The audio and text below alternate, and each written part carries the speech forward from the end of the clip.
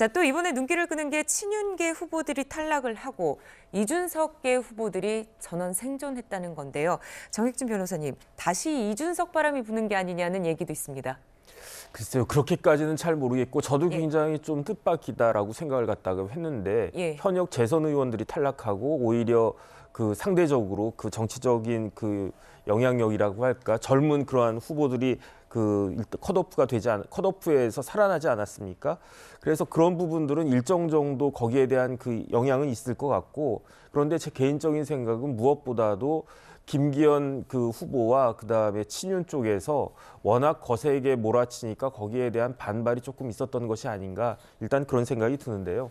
근데 가장 중요한 거는 아무리 뭐라고 해도 결국은 선출이 돼야 되지 않겠습니까? 그런데 네.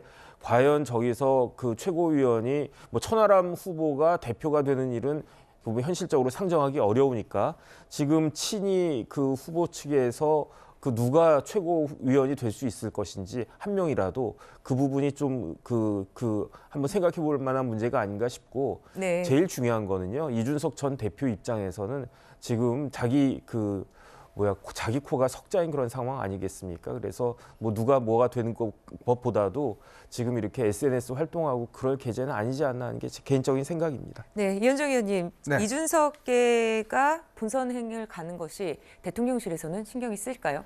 신경이 쓰이긴 할 텐데 지금 이게 전략적으로 보면 지금 이제 그 대표 1명, 네. 그다음 최고위원 2명, 예. 자, 최고위원은 2표거든요. 네. 그러니까 이제 지금 사실 이번 같은 경우는 친윤계 후보들이 굉장히 많이 나왔어요. 예. 그리고 또 지명도가 전 그 최고위원, 그러니까 전 지도부의 최고위원 했던 분들이 다 나와버렸습니다. 이제 그러다 보니까 인지도 면에서 최고위원 같은 경우는 표가 이쪽은 다 분산이 돼버렸고 예. 저쪽은 집중이 돼버린 거예요.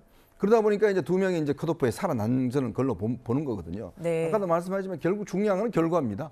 그러니까 결과이기 때문에 일정 정도 이제 이준석계가 지난 대표 시절에 모았던 당원들이나 거기에 어떤 응집력이 있다는 거는 뭐 확인하는 부분 같아요. 이게 확실하게 이제 당내에서는 이제 비주류로 분명히 자리매김한다는 건 이해하지만, 그러나 이것이 어떤 전체 결과를 뒤집기는 굉장히 어려운 국면에 있는 게 아닌가. 그리고 이제 네. 친윤계 같은 경우도 지금부터는 아마 전략 투표를 할 겁니다. 자, 누구를 밀어라, 어느 두 사람을 밀어라 라는 하기 때문에 그나마 본선에 가면 결과는 상당히 뒤집어질 가능성도 저는 충분히 있다, 이런 생각이 듭니다.